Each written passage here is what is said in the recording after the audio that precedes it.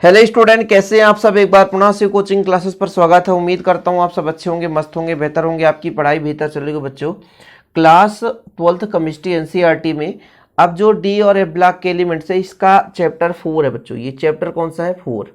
ठीक है, सबको पता है ना चैप्टर 4 है। और चैप्टर 4 में अब डी और एफ ब्लॉक के एलिमेंट्स हैं। जो पहले जैसे 2023 में जो बोर्ड एग्जाम हुआ था, अब 24 में जो बोर्ड एग्जाम होगा उसमें भाई ये चैप्टर 4 हो गया है। 2023 में जब एग्जाम हुआ था ये चैप्टर 8 था। ठीक है, एनसीईआरटी ने हटा दिया चैप्टर बीच के, 4 चैप्टर हट गए इसके पहले के, इसलिए आपका चैप्टर 4 बन चुका है।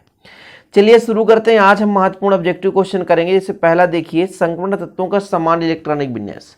मतलब बच्चों, डी ब्लॉक के तत्वों का समान इलेक्ट्रॉनिक विन्यास। तो डी ब्लॉक के तत्वों का समान इलेक्ट्रॉनिक विन्यास n-1, डी से 1 से 10 तक, और आपका ns, s में 1 या 2 इलेक्ट्रॉन हो सकते हैं। जैसे आप लोग क्रोमियम और कॉपर में देखोगे तो क्रोमियम और कॉपर में s में 1 इलेक्ट्रॉन होते हैं, बाकी में 2 इलेक्ट्रॉन होते हैं। ठीक। लेंथेनर संकुचन का मुख्य कारण क्या होता है? तो एफ कक्षकों का नगण्य परिरक्षण प्रभाव। ठीक है, एफ कक्षकों का नगण्य परिरक्षण प्रभाव। मोहर लवण का सूत्र क्या है बताना आपको। मोहर लवण का सूत्र क्या होता है? तो FeSO4 NH4 का whole twice SO4 into 6H2। Chromium के बाह्यतम इलेक्ट्रॉनिक विन्यास की यदि बात की जाए तो क्रोमियम के बाह्यतम इलेक्ट्रॉनिक 4s1 और 3d5 है ना। ये आपका क्रोमियम और कॉपर अपवाद होता है, इसलिए यहाँ पर दोनों का इलेक्ट्रॉनिक विन्यास मैंने लिख दिया है। कॉपर का इलेक्ट्रॉनिक 4s1 इलेक्ट्रॉनिक विन्यास और 3d10। वैसे होना कितना चाहिए? जैसे यहाँ पर क्रोमियम का 4s2 3d4 होना चाहिए, लेकिन भाई ये जो 3d5 और 3d10 है, देखो 3d5 अर्धपूरित है, मतलब सभी कक्षक डी के 5 कक्षक जिसमें 1-1 इलेक्ट्रॉन है, तो अधिक स्थायी है।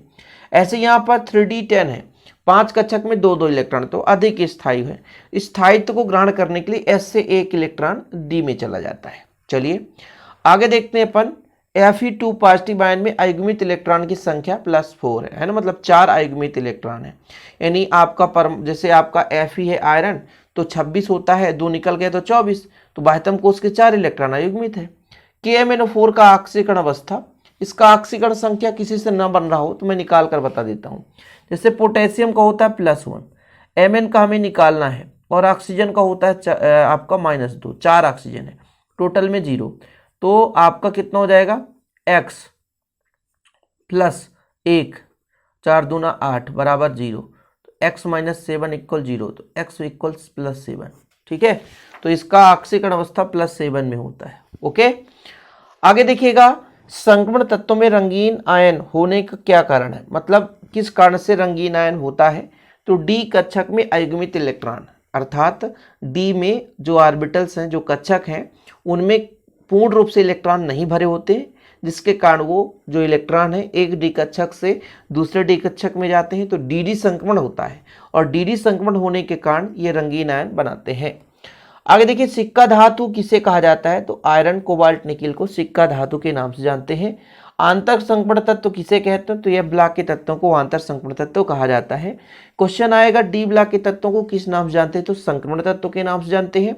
एफ ब्लॉक के तत्व को किस नाम से जानते हैं? तो आंतर संक्रमण तत्व के नाम से जानते हैं। ठीक है बच्चों, यदि डी ब्लॉक के तत्वों की बात की जाए तो संक्रमण तत्व, और एफ ब्लॉक के तत्वों की बात की जाए तो आंतर संक्रमण तत्व के नाम से जाना जाता है। निम्नतर ऑक्सीकरण अवस्था प्रदर्शित करने वाले संक्रमण धातु की प्रकृति कैसी होती है? क्षारीय प्रकृति की होती है।